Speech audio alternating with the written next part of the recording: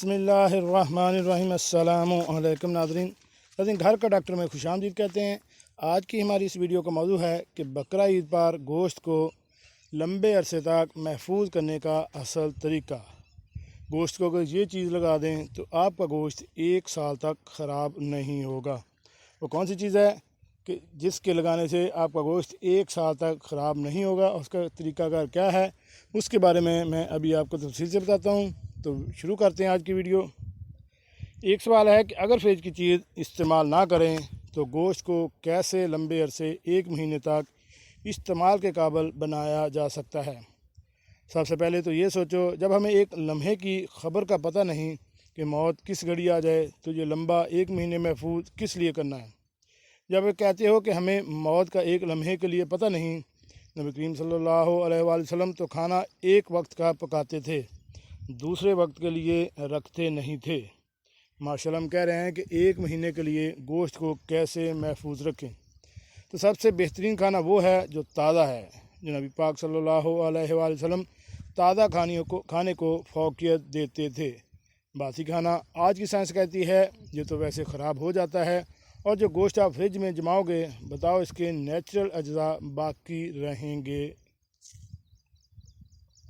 तो बेहतरीन तरीका यह है कि आप ताज़ा गोश्त इस्तेमाल करो, और इसके लिए जो नबी पाक सल्लल्लाहु अलैहि वसल्लम के दौर में जो गोश्त को सेक किया जाता था, उस वक्त गोश्त को खुश्क किया जाता था, और खुश्क करके ये पंजाब का कल्चर था। जब कुर्बानी होती थी, लोग अपने गोश्त से ज़्यादा मिल जाता था, इसको खुश्क करके इस्तेमाल किया करते थे। आज के अरब के सहरा के अंदर गोश्त को खुश्क करने का तरीका पाया जाता है। गोश्त को खुश्क करके इस्तेमाल करो, वो फ्रिज के इस्तेमाल करने से करोड़ दर्जे बेहतर है। आजकल हर घर में डीप फ्रीज़र और फ्रिज लाजमी मौजूद हैं।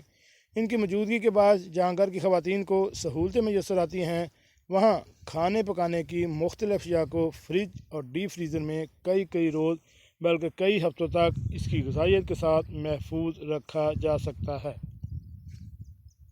तो नाज़रीन, ईद उल अज़हा की आमद है से कबल इस बात का ख्याल रखा जाता है कि घर के फ्रिज और डीप फ्रीज़र में इंतहाई ज़रूरत की हामिल अशिया के अलावा कोई सामान ना रखा जाए।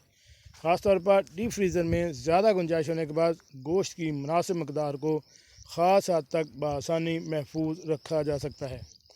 लेकिन लोगों को ये कोशिश करनी चाहिए कि गोश्त इतना ही फ्रीज़ करें जितनी ज़रूरत हो। ज़्यादा अरसा तक फ्रिज में रखे गए गोश्त में ग़िज़ाइयत बाकी नहीं रहती। गोश्त महफूज करने के लिए रवायती तरीके गोश्त को अच्छी तरह साफ़ करके बोटियों की शक्ल दें और नमक मिले पानी में उबाल लें। इतना उबालें कि पानी खुश्क हो जाए। छिंके पर मुकम्मल मलमल का कपड़ा, छन्नी वगैरह डालकर गोश्त के बर्तन को पानी में रख दें। गोश्त सुखाने का तरीका: गोश्त में नमक मिलाकर इसे धूप में सुखा लें।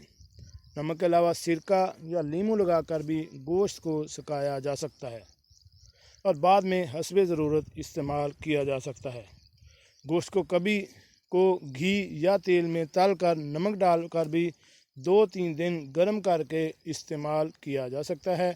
आजकल मौसम मुतवाज़न है, लिहाजा गोश्त को नमक, सिरका या नींबू का रस लगाकर कई दिनों तक इस्तेमाल किया जा सकता है। जी नाज़रीन, आपने ये देखा कि हम अगर गोश्त को खुश्क करके इस्तेमाल करें तो इससे हम बहुत देर पा इसके फ़वाइद हासिल कर सकते हैं। इसके लिए यही तरीका है कि उसमें नमक डालकर गोश्त को उबाल लें, और जब पानी उसमें खुश्क हो जाए तो मलमल के कपड़े में इसको धूप में सुखाकर या कमरे के अंदर इसको खुश्क कर लें। इस तरह आप गोश्त को कई अरसे तक इस्तेमाल कर सकते हैं, और वो भी किसी नुकसान के बगैर। हमारे इस चैनल घर का डॉक्टर को सब्सक्राइब करें और साथ बेल आइकन का बटन भी प्रेस कर दें, ताकि ऐसी मालूमाती वीडियो आपको बार बार मिलती रह सके। मिलते हैं एक नई वीडियो के साथ। सलाम।